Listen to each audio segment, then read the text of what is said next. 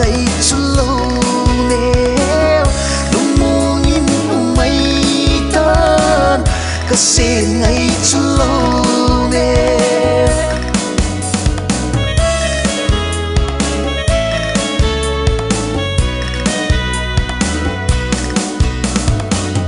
hồi lâm thu làm lên giờ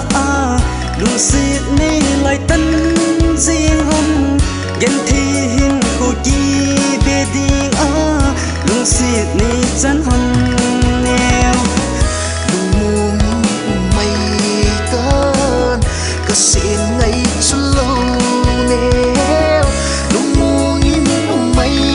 tan cả sẽ ngày chút lâu neo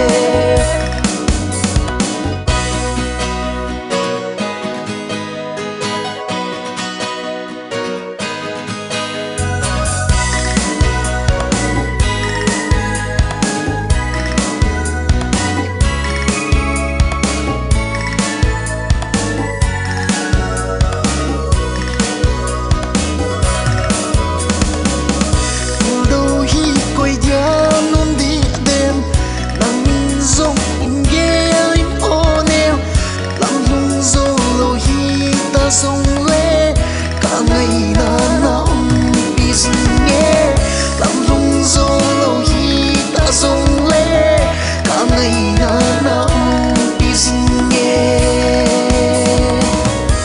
lung mây tan cả sen ngày chút lâu nè lung muông mây tan cả sen ngày chút lâu nè